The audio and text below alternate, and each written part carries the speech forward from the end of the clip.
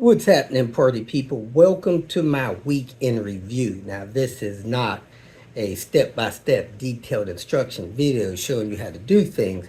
This is just an overview of things that I got into during that week or so of activities.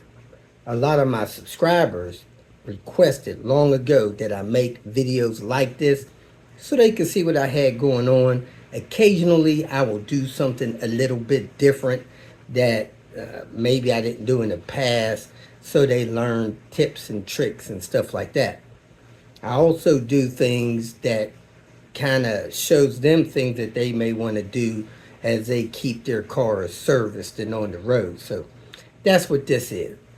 Most of this video, I was resealing an engine, kind of rebuilding it. I didn't change the rings in it or crank bearings or nothing like that, but I did tear the engine totally down, took the oil pan off of it, took the cylinder head off of it so that I could change every seal in there and remove any gunk, carbon, stuff like that from in the engine.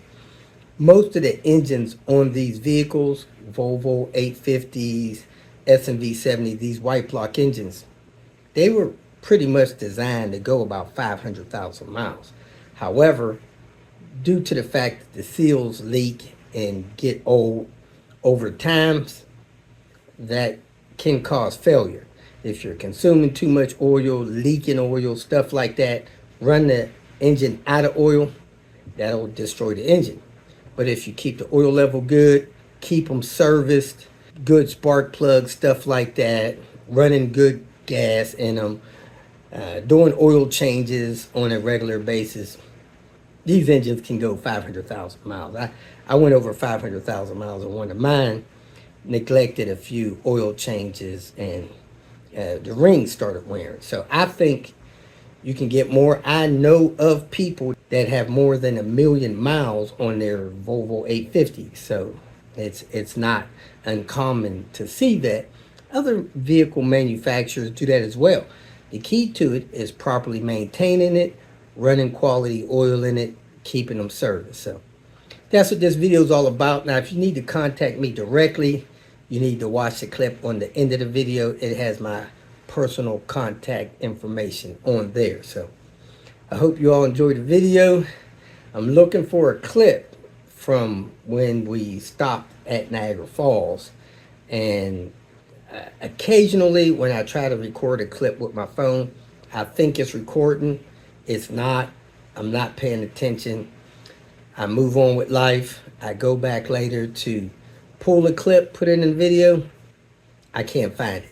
Right now, I see where I approached Niagara Falls, got close to the falls, but didn't actually have the clip of me recording the big hole in the ground where the falls pour into. So I'm asking Mita if she has one of those clips she can share with me. I can then share on the video. So that's where we're at. I'm going to close this up, wrap this up, post this video.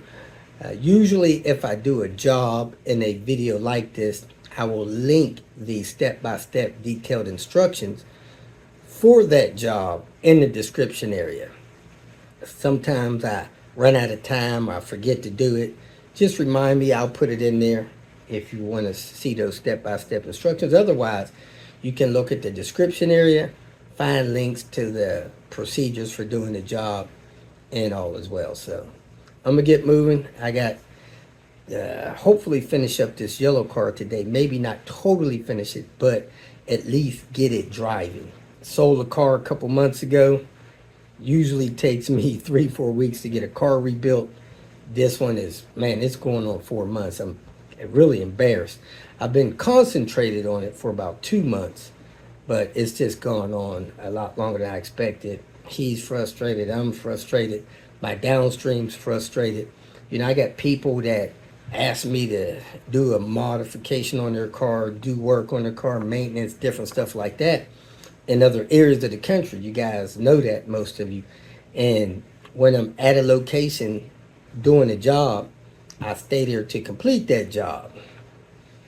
I don't move on until the job's done. So hopefully when I fire this car up, everything with the engine and transmission will be fine. Because if not, I may have to pull the engine out to fix or correct something. May have to pull the transmission out to fix or correct something. I think I did everything right. Hopefully all goes well. I fire it up. It runs like a dream. I move on with life. As usually does happen, but we're not perfect. We're human. Things happen.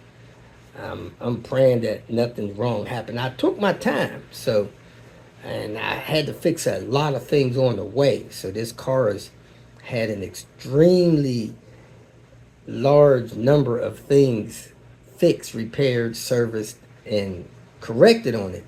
So hopefully, when I put the last finishing touches on it, adding fluid, installing axles, adding a tune to it, purging the oil system, the fuel system, stuff like that, it'll fire up and run well. Now, I normally tell people that approach me letting me know they got several projects that they have parts for, they're going to do it all at one time. I normally tell them no. Do one thing at a time. If you need to replace your fuel system, fuel pump filter stuff, you need to replace a couple of cam seals, you need to service your PCV system, you need to do the timing belt. Don't just, as a rookie, tear into all of that stuff and then think the car is going to start. If it doesn't start, now you got a problem. If you haven't done those things 10, 15, 20 times, you may be opening up a can of worms and the car don't start. You don't know what system has the failure. I tell people, do one thing at a time. Start, drive the car a couple days. The next weekend, do the next project. Timing belt stuff. Start the car, drive it a few days. Next weekend, do your PCV system.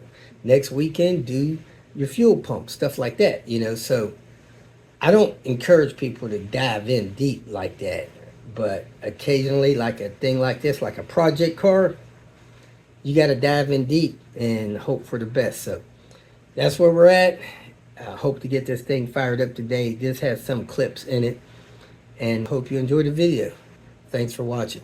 In this video, I'm going to activate the ABS system with the Volvo VST. This is a mechanic dealership level scanner VST that you use on these 95 and 850s and a lot of the cars built in the 90s. This scanner was specifically built to deal with them. I don't know how I got into the zoom mode on this, but as you can see, I got this special power connector hooked up and I have it plugged into the OBD1 testing port because this car is not true OBD2 and it won't get into some of the system functions without being hooked up like you see it here. So here I'm gonna hit enter. The ignition is on, the scanner is on. I'm gonna go to the 850 vehicle, 800 series. I'm gonna go down to the braking system. I'm trying to activate the ABS system. So I'm hooked ABS. I got all this stuff proper. I hit enter. It's changing what they call speeds on the scanner so that it could do functions that I want to do here. So again, batteries hooked up to this little box there for the tester. The scanner's plugged into that. It's changing speeds, and one of my supporters wanted to know if this thing would, I don't know where this glare is coming from. Oh, it's coming from the grill. If it would activate the ABS mode. I can read DTCs, which I'm going to do because I do have a error code in here.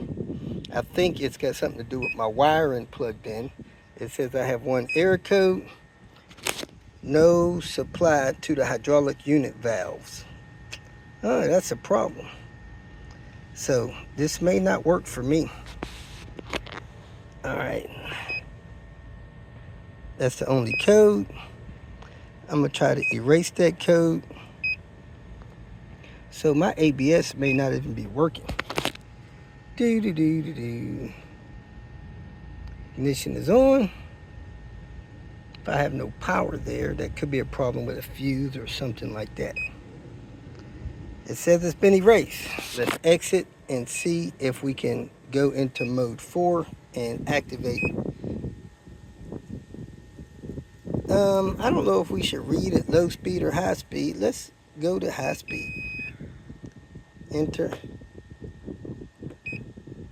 Activating the system. See if there's some kind of test we could use to activate the pump. All right, it says it's activated, whatever that means. Hit exit. Yeah, I don't know if that did anything. Read low speed, activating system.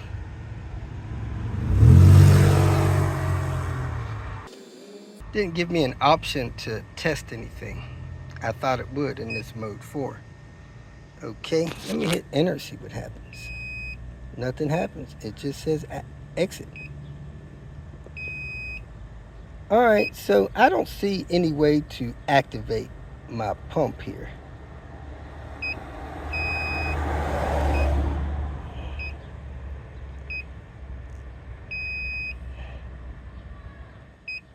Nope, I don't know what to tell you. I don't see any way to do that. Okay, let me go ahead and shut this down. Kicking off the Tinker Day, getting this oil and grime off of this cylinder head. Then we're gonna go pull the valves and replace the valve stem seals and get all the carbon off the valves, and the pressure washer and some degreasers, the best thing to use. All right, so I have the cylinder head clean as I'm gonna get it. And man, it looks pretty good with the blasting the water off compared to what it was. Cause this thing was caked up with oil. The cam cover is cleaned off. Look like I got a little bit of grime in a couple of spots I can hit a little closer with the power washer. Let me do that real quick. And then I'm gonna do the intake manifold that's going on it. And then I'm gonna bring this engine out here and hit this engine, cause man, this engine is filthy. I'm gonna take the accessories off and hit the engine.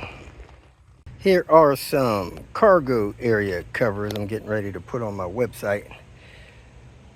If you guys want them, let me know. There's one for a red block, 740, 960. I don't think that's a 241. I'm pretty sure it's a 740, 941. And 850 V71s. Get you some. Hey, I just wanted to let you guys know that I put a few more items on my Robert DIY website for sale. I got rear spoilers for 850s, S70s, V70s. I even got 940, 960 spoilers. I also listed a couple of cargo shades. I got a tan one, charcoal one, and a gold one for like your 960, 740 style. So those are on the website as well. Go ahead and get you some. Here we are, folks, back at it. I'm gonna have to lower that hood before I jack this car up, or that's gonna be an accident. But let me get to this suspension. Here on this 98 S70, hey, he got the marker lights. I didn't realize that. So I'm gonna look at my list, look at my parts. I know we're doing struts, front rotors, and we'll see what else we can get into. So let me get on that. Well, this is something you can't see when the parts are in the car, and that is this strut bearing. So this strut bearing should be replaced with all this rust on it. This car really didn't have a lot of rust on it, but those strut bearings are rusted. They're probably original. I took the last one off. It had a little pieces of the bottom side of it falling out. So I may run and grab a strut bearing for this one so we don't have two bad ones. Little bit of rust on the spring, not a big deal. Had a hard time getting the rotors off. And man, the rotors that was on there looked clean and look pretty flat, but evidently they're not, because they're jerking the car when he puts on the brakes. So I'm going to message him about the CV axles. His CV axle joints are dry. Slung all the grease out of them. They don't have any grease in them. It's only a matter of time before them things wear out. So I'm going to give him the option to replace them now. And I had a hard time getting that rotor off, so I had to use the bolt from the knuckle to strut to go in the back side of the knuckle where it attaches the caliper and bolt it through there and pop that rotor on this side off of the bearing. Might have to do that on the other side. If I gotta do it on the other side, I'll show you guys how to do that again. It's a trick I learned from a YouTube short. So let me go ahead and get this strut apart and keep it moving. Man, this is probably the second time I ever used this tool, but this nut was on so tight, I had to find my top of the strut tool I got from IPD years ago. It fits on that perfectly. See that flat thing? You could put 2 crescents, but I don't think I have 2 crescents with me. So I grabbed this out of my socket thing, dropped it on there, put a 10 on top with my 1/2 inch. I held it with that and turned this, broke it loose. So success, people. And here's that spring seat. Man, that thing is torn out the whole way around. And that one was too. So these things definitely need to be replaced. And these plates here that hold your bump stops are rusted. Kind of bad on these. I would probably replace these too, but I don't have them. But I am going to put new bump stop in. So these are notes you got to make for your car if you're the owner, or just stop where you're at and get them. But these are probably not readily available locally. I probably got a couple at home in my stash, but I'm not home. So if I gotta go home, I might grab a set, but it's best to have everything on hand and replace what you need. Especially if you got several of these cars. It just don't make no sense not to have everything you need. So, you know, it's easy to tell when these things are bad, these struts. I mean, this car was a little bouncy, which I'm not accustomed to. I'm used to cars getting firmer, but it may be because it has aftermarket struts. The Volvo ones normally get firmer. So now here, good thing it still got its T5 springs, so I can pull that off of there. But the Volvo style struts, this thing would fall in. See how easy that went in? It went in halfway before it hit the piston. So they're definitely soft. It's taking some effort to pull this one out. This one's not as bad as the other one. Yeah, this one on the scale of 1 to 5 is probably a 2. You know how it initially dropped. But that one over there is a 1. That thing just dropped all the way in before it stopped. So yeah, this is maybe a 3. I didn't realize these things spin around like this. So anyway, let me grab the other one, put the bump stop on, put the boot on, start loading this thing, and get this piece off of here off so I can put that on the new strut. These may be original struts. Almost 300,000 miles or so. Now this car doesn't get a lot of miles. If it did, I'd be concerned about this, but man, I think he's at about 3,000 miles a year, maybe 4. But if you see here, this lower portion has this plastic spot, I guess, seal the top part of it from 9 o'clock all the way to 4 o'clock. That's missing. That's how the other one was. So if I'd seen stuff like this missing, if I had these on hand, I'd replace them. So you gotta think about that. But I had no idea this things were rusted out like this. I don't know if they're aftermarket or what, but I don't know if I've ever seen a set rusted out like this, but I think they need to be replaced. It may be original. And this car may have been in a rusty spot before. I pulled both of these strut pistons out, and you see the new one is slowly sucking in. You can see it moving along my tennis shoe. When it was out further, it was sucking in faster. But the other one is not sucking in at all. So they should be pulling in, especially if you set them up like this. They're going down. See how fast that thing's going down now? Kind of gravity feeding. And I don't know if this one is going down at all. Yeah, it's going down a little bit. Nice and slow. But this thing was really loose. I mean, I could push it down halfway by itself, like very little effort. And this one here takes a lot more to push it in. All right, let's get this thing put together. I gotta pull this back out, which, see, when I'm hanging it, it's extending nice and slow. I don't know if this one would extend as slow. Let's see. But like I said, this one's a lot better shape than the other one. But it's just coming right out. So I have the caliper off, and I'm having a hard time getting the rotor off. It's rusted on. These rotors, man, they just don't look that old, but I guess they are. They're rusted on here. Anyway, they don't have no wear on them, but they're warped. But I'll go ahead and put the knuckle bolt through there, put the nut in there, and I'm going to try to let you guys see this thing pop off. We're going to pop off, man. Don't be popping off with me. Get this thing popping off. Huh? Guess it ain't.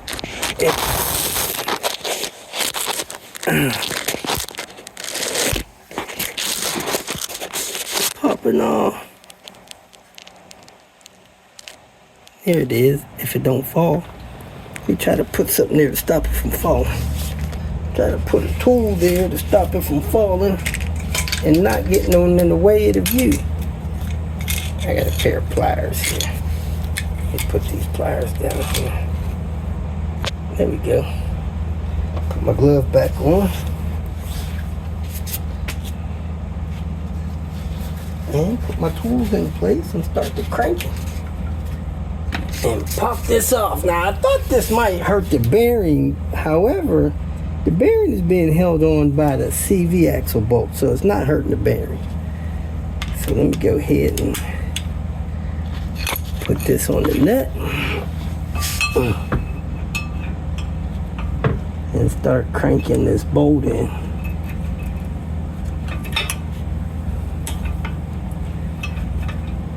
And the bolt is going to go in there and hit the back of the rotor and push it in there. And that's what's going to push it off. The nut is going to be against the knuckle here shortly. And then it's going to keep going in. So it's got enough threads. Fortunate we got a bolt to do that with, because other than that I'd have had to go get this hardware. There it is. It's on there. It's pushing on the back of the rotor. You're going to hear it pop off. There it goes. And the rotor's loose. It's a winner. Alright, let me get this stuff moving. Thanks for watching.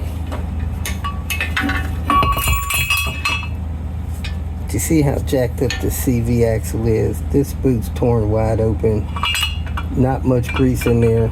And that's going to be the end. This inner one is starting to tear a little bit. So hopefully he does CV axles now versus later. Device too hot. I can't cut a break. I can't catch a break. My phone's too hot to charge in the car. Maybe a problem with the phone. But anyway, cleaning up the shop. Shop rules. Man, I don't care if you use anybody's shop. You make sure you leave that thing cleaner than what you found it. I got a couple of spots of oil there that the car probably dropped naturally. But I have a box of this Speedy Dry stuff I brought with me. I'm gonna sprinkle a little bit of this on it and try to clean that spot up too. If you was able to use somebody's spot, especially something like this, air conditioning, man, you don't ever want to be barred from that. Or doesn't act like you appreciate it. So, man, I say clean it as best you can. Don't leave no evidence. The only evidence they should have that you use that shop is that it's cleaner than it was before you got there. they're gonna be thinking, dang, who cleaned the shop? Now, I don't know how many of these spots was on this floor before I got here, but I ain't trying to leave none. Clean it up. Got the car out in the parking lot. When I get finished cleaning this up, I'm gonna load up my car, take that car for a test drive, and head to the house. Can't believe it. It is 7:48. I think I've been cleaning for an hour, cleaning up this mess. So I'll clock out at 7 and ready to load up the car, go test drive his. So let me get my stuff out of here and call it a night. After I test drive his car, I'm gonna torque his wheels one more time. So here it is, folks. I'm out. This is how I'm leaving this garage, and Gray go test drive that car. Whoop whoop. Well, here we go, folks. I think we have everything torqued up, torqued down, whatever you want to call it. We're gonna take this thing for a little drive. Make sure nothing falls off. Man, this sun is killer. I can't see nothing. Well, I think this computer got rid of these shifting flares. Need to find the radio code. I don't know where that is. It ain't up there. I'm sure he knows it. Revving a little bit high, but it's not shifting like it was. I think it's a lot better. I'll ask him before I make him pay for this transmission computer. Go get it. Go get it. Go get it. Go get it, little mama. Go get it. She like Well, I put this to soak on the 23rd for 24 hours. Today's the 27th. You can see the rust that got off of this wrench, but the wrench still not working, so I'm going to spray some penetrant in there. But the big issue I had was my filler gauge. Stuff was on it, and I couldn't read the markings on it.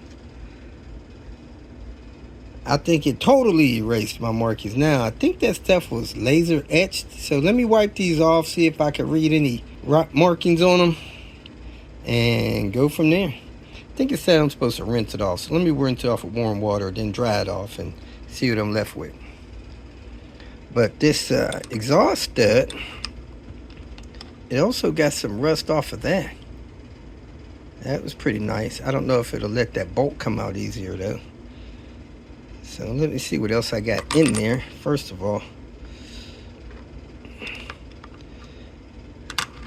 wow, that screw came clean. That was, and this tool looks pretty good. That was covered in rust. Sweet. Let's go rinse this stuff off and dry it off and see how it looks. Well, to be fair, it says 12 to 24 hours, and I left it for 4 days. So I don't have like any markings on here left. I can see some at a slight angle, but this tool is destroyed. Now this bolt, man, this bolt looks brand new. However, I don't know if it's supposed to have some kind of protective coating on there, but right now it's as raw as it was made. So it removed all of the rust and whatever else was on it. This is the exhaust stud. Now this exhaust stud is pretty much rust free. The nut is, and the stud is pretty clean. I don't know if that'll let it come off easy. And this tool, which was covered in pretty much rust, is pretty clean too. So I don't know if it's removing any of the rust proofing particles that it had prior to getting rusty, but it looks pretty clean now. So let me jump online and order another one of these, because I actually need this tool to check my cylinder head for warpage. I have all the valves out of the head. Now I'm going to clean the surface of the head and then check it for trueness. Got a little bit of gasket material on there, so I got to get all that off, clean it, and then check it for trueness. I got 10 of those valves soaking in my rust removal solution. I'm gonna check them in the morning, see if they get this carbon off. Other than that, I gotta get those carbon bits off of there on my wire wheel, which is a pain in the butt, man. That's a lot of work. But if that'll do it in a day, I'm gonna be all in. So I'm gonna check that in the morning. So let me go ahead and clean both sides of this, and then I'm going to lap these valves in here so that they'll seat good again and not have any carbon in the way. And we'll keep moving forward on rebuilding this cylinder head. Change the valve stem seals, stuff like that. So I need to find my valve stem seal pliers and pull those out of there. Took about 15 minutes. I got this surface cleaned of gasket material. It is very smooth to touch with my finger, even though it is stained.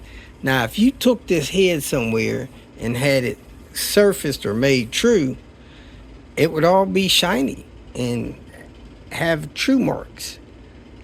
This one may have been plain before, maybe not. Can't really tell. It's hard to tell. Now, you know it's been made true when you don't have a lip here. This is the exhaust side. This is the intake side. And you gotta have a lip in there because that lets you know it's thick enough to put on the car and won't have the timing belt loose. But sometimes when they make them true, they slice in thin layers of this off, thousandths of an inch, and it cuts this down lower and lower and lower. They can only go down so far before they have to stop because it'll be too thin from here to the bottom. So you could actually lay this down on a flat surface and measure how high the top surface is from the bottom surface to know if this head is thick enough to use. I might have that measurement here, but I'm not going to get into that.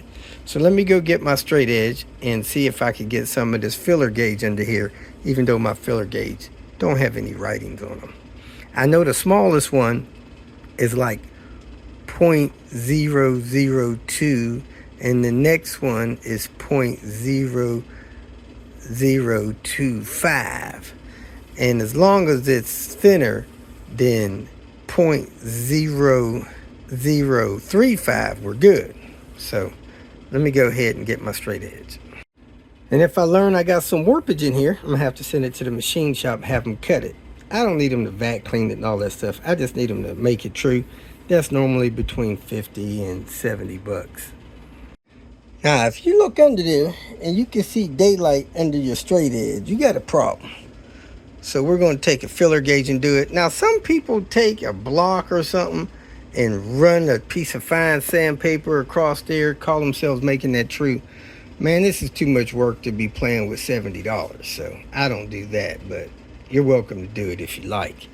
Get you a heavy block, wrap it with sandpaper, run it across the surface of the head a few times, call yourself making it true or taking it down just a bit to get the stain out of it. That ain't something somebody gonna see. I don't give a dang how ugly that is. So I think this one is 2.5 and this one may be 3.5. So I'm gonna try to run this one under there and see what happens. It's catching, it's not freely going through there. So I may still be true on this thing, as this is the second to the smallest one.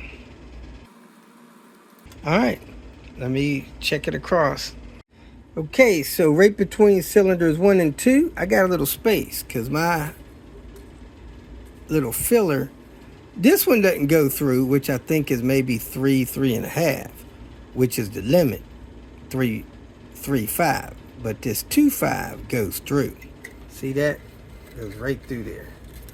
So you do understand there's some warpage there, but it's not enough for this 3.5 to go through there. Keep checking.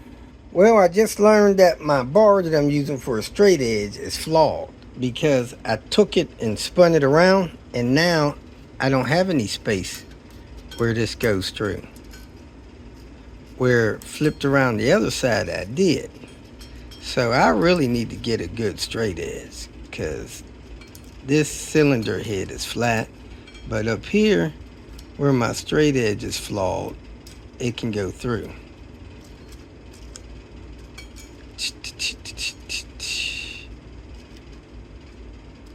Oh, heck, it ain't going through at all on this thing. Now, I need to get this.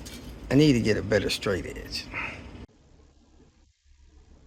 The smoke. Well, folks, we are continuing the Tinker Day. I say continue because I washed a couple of cars. We're going to get cracking on this cylinder head. Yesterday, I don't think I left off properly on it, but I decided to go ahead and clean this surface of it, the top surface of the actual cylinder head. Hadn't gotten to the underside of the cam cover yet. I wire wheeled the exhaust surface where the exhaust manifold are attached to. I decided to wire wheel a little bit of this, kind of lightly. You don't want to push hard on it because this aluminum head is soft compared to a stainless steel wire brush. They have these plastic type buffering things you could use to get it this clean, but I don't have one of those handy. And I got in the mail today my rolling magazine, and to my surprise, I am officially the, I guess, chair of the Ohio Buckeye chapter. That be me right there. So we're gonna try to get some folks together and start being active in the Ohio chapter of VCOA. And my boy Dan, the man, has a car in here. He had a car featured on Petrolicious. I don't know if you guys knew that or not, but I actually worked on this car a little bit with him. His 242. They wrote an article in there about that. Group A, rare 240. Supposedly 500 of them were shipped to the USA. Factory modifications. They shipped the cars here with the mod packs. They installed the mod packs here, sold them through dealerships. It's called a Group A.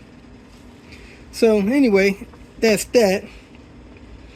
Next, we're going to open up our package to see our new filler gauge.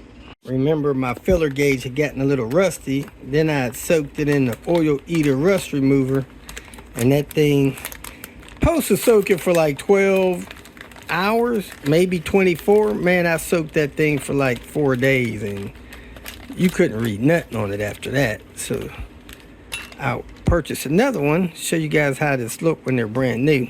Man, this thing was in 4 packages. I took it out of the Amazon package. I took it out of this package. I took it out of this package. Then it was in this wrapper. And now you can see the markings on the new filler gauge. Sometimes you got to hit the angle just right just to see them. Alright, you can see it there, but you can't see it there. But this is the one we're retiring. I could just pitch that thing in the trash, or I could figure out a couple, mark them, and then save them for another use in another box or something. But anyway, that's how that's supposed to look. Now we got a good one. We'll keep it in this package. It is lubricated, so it's oily. You don't want that thing to get rusty. So let me put that in there, keep it in that. And let me pull these valve stem seals and put some new valve stem seals on here and then reload these valves. Oh yeah, we were going to see if this rust remover stuff removed any carbon off of our valves. Let me get a rag over here and we'll see how that worked out, because it's been sitting in there close to 24 hours, I guess. Let's grab an exhaust valve here. Man, that don't look like it did nothing. Let me grab my little wire brush, see if that comes off easy. We're going to go with a no. It did not melt that carbon buildup off of there. Seems like it's going to be easier to brush off. Maybe not, but that stuff is still pretty hard caked on there.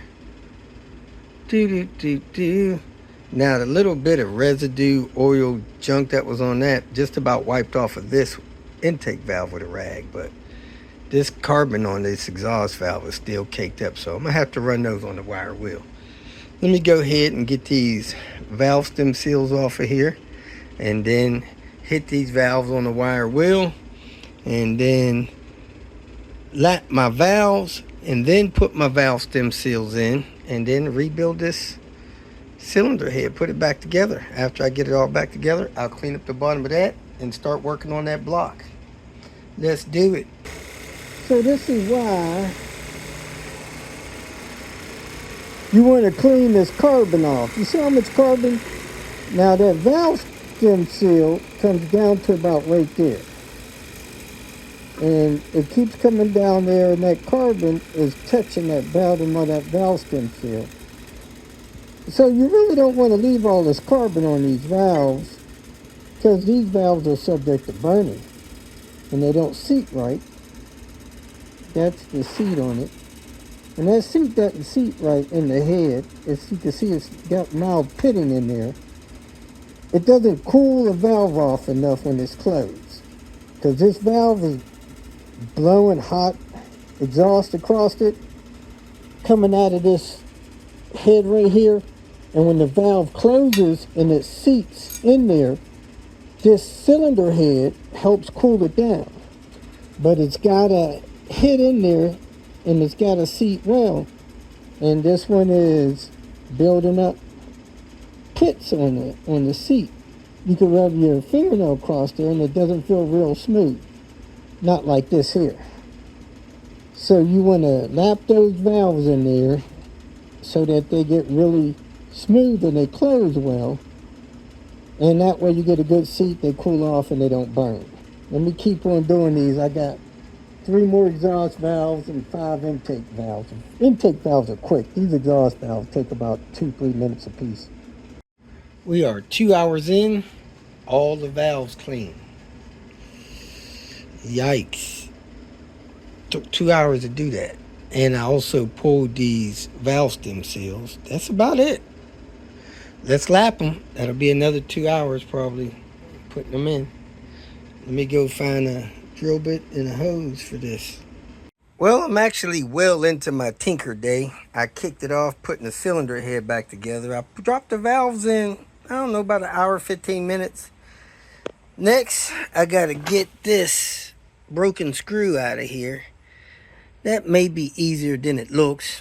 I don't have any heat, so I need to go buy some heat. As you can see, that vacuum port line is cracked. It don't even look that old. But I did power wash this stuff. And I need to get this block out of here. This dirty block out of here. Into the driveway where I can wash it down. Now the wires were cut off of it. And it was a later model one with the plug for the knock sensors, which is good, but I gotta get these accessories off of here. These accessories are rusted up. This one's not rusted up, but the alternator pulley is not turning because it's rusted. I don't know why it was rusted. I didn't think rain would cause this, but evidently it does. So I might try to free this, drop this in some rust inhibitor or rust removal solution from Oil Eater, see if that frees that up, dissolve that. But let me get this block out here, wash it down, because I need to replace the seals in it. Cam seals. Oil cooler lines are still on here. I'm probably going to take those off, but I got to make sure I got a block off plate. So let me get to work cleaning this up, get this out of the way. Then I got to try to get this car in this driveway somehow, get it up here where I can put the engine and trans in it. Well, folks, we got the block surface cleaned off. We are ready to put the seals in there, but we got to clean off the oil pan. I think I'm also going to wash that out and put some air in it to dry it. And I got those 2 seals to replace there, and I got this surface to clean, so let's get cracking. Since it's hot as sin out here, I'm going to take this to the inside and get this installed. I didn't notice this with all this grease on here, but I got some marks in the back of this block I want to bet this block had been milled once before. This car probably had a head replaced because of a blown head gasket early in its life. Could have happened a long time ago. But I'm gonna go ahead and torque this a couple of stages, then probably run the dinner. Got the oil pan back on. You can see the gasket maker there, the anaerobic sealant. I use Permatex. We are shutting it down for the night. Gonna start early in the morning. Man, I'm getting a late start on this beautiful day today. Almost 3 o'clock. I'm gonna start out by putting up this little canopy. Rained on it, had to lower it out here in the rain this morning. Finally quit raining, so here I am. Got that lowered. I'm gonna put that away, and then I'm gonna wash this mount with a power washer and get that on the engine and finish torquing the head bolts on the engine. I got 2 layers of torque on it. I need to do a third, so that's what I'm gonna do pronto. I got all the head bolts torqued. I gotta find the gaskets that go in here.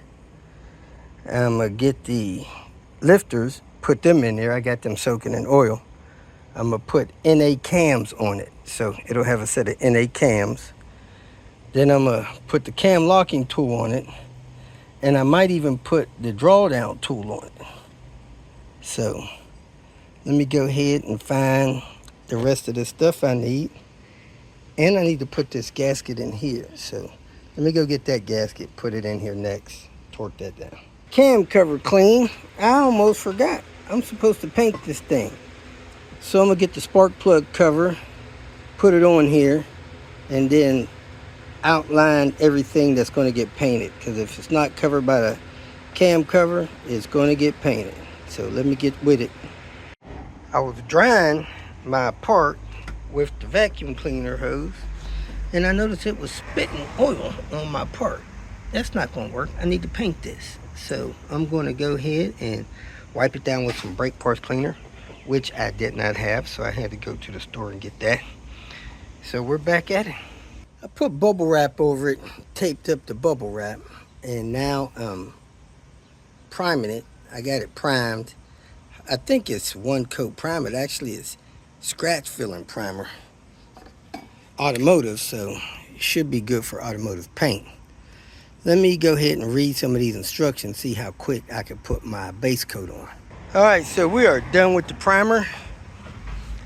We're gonna give it an hour, they said. Sand it down, then hit it with the base coat, but I'm not sanding nothing down. I'm just gonna hit with the base coat on top of this. I'm gonna wipe it down with a rag just to get loose paint off of it, and then spray it with the base in 1 hour. We need to extract this, but I don't have any heat, so I'm really not sure what I'm gonna do with that. Let me think about that, because I need to get some heat to get that out of there. All right, I drilled and tapped it. I had the Walt tap kit here, and I used the 5mm 0.8 thread pitch. It's screwed in here really easy, so hopefully that's the right thread pitch. I should have checked it with those screws I had. So let's see if a screw will turn in here. I just laid this screw on this tap, and that is not the right thread pitch. This is a 1 thread pitch. That's a 0.8 thread pitch. So I need to re-tap that. Hopefully it won't be ruined. I think I'm gonna be okay, because I just tapped that thing with a 5, and I'm pretty sure these screws are a 6. So I'm just gonna go up 1 step, and I should be good to go. Go bold or go home. We got 1 coat. Y'all think that color matching? We got 1 coat. Another coat to go. Then we're gonna put a couple clear coats. So hey, it's gonna be interesting keeping this clean, but we're gonna give it a shot. Well, I'm in. Should be good to go.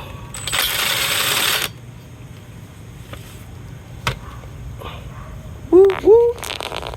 Well, folks, we are getting a super late start the next day. Supposed to be headed up to Canada for my fishing trip, but I'm still here working. So let me get what I can get done here. Man, this paint looks light on these two sides.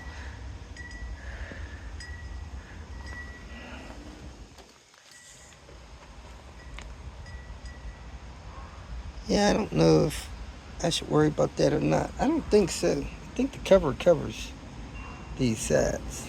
So anyway, let me keep going. Do. Kicked off the Tinker Day at the salvage yard. Somebody put vinyl on this seat. That one too. But they look like the cushions are in good shape. Doors are busted. I ain't never seen back seats this busted. But the headliner is in great shape. Somebody redid the headliner.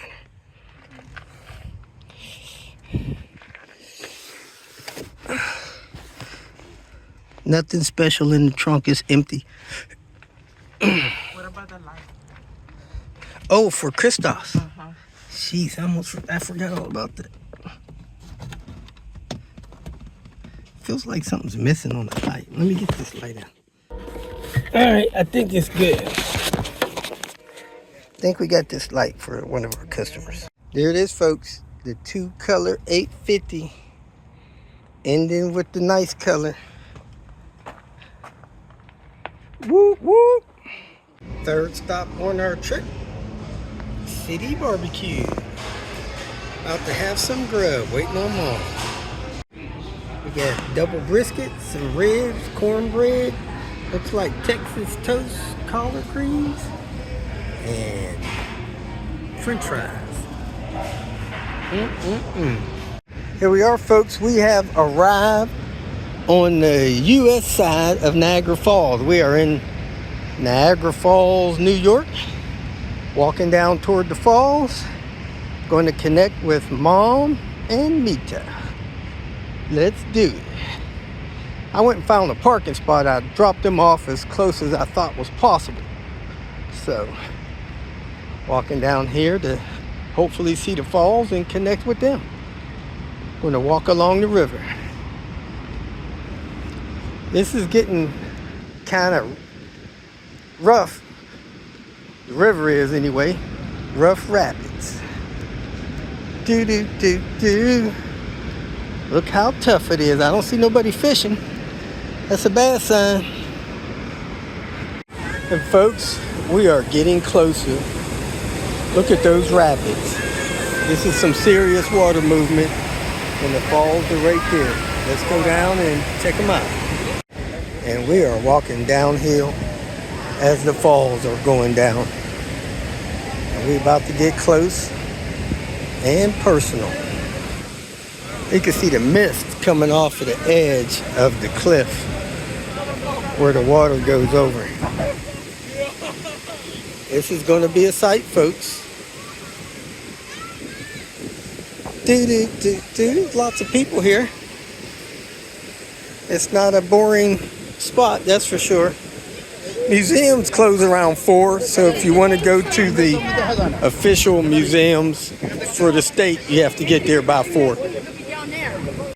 Well, sad to say, I made a mistake recording the clip for the big hole in the ground, Niagara Falls. I don't know what you want to call it, but hey, go to YouTube, type in Niagara Falls, watch some clips. I apologize that I failed to properly record my clip, but things happen. So hope you have a great week. If you need to contact me, watch this closeout clip, and I appreciate your time. Thanks for watching. If you made it this far, I trust that you found some information that was either useful or entertaining, so go ahead and hit the like button. And if you would like notification of future videos that I post, please subscribe to the channel. I appreciate your support. You can follow me on other social media apps by looking for @RobertDIY. Some form of that should bring up the other channels that I have on places like Twitter, Facebook, Instagram, and so forth. If for some reason you need some more personal help, go to my website at robertdiy.com and use the phone number that I have posted there to send me a text message, or you can email me. If you have questions or comments, please make a comment below. And if you'd like to make some kind of financial contribution to what I got going on here, go to my channel and hit the more link at the end of the introduction statement, and it'll show you different ways that you can support me financially. Again, thanks for watching. I hope you have a great day.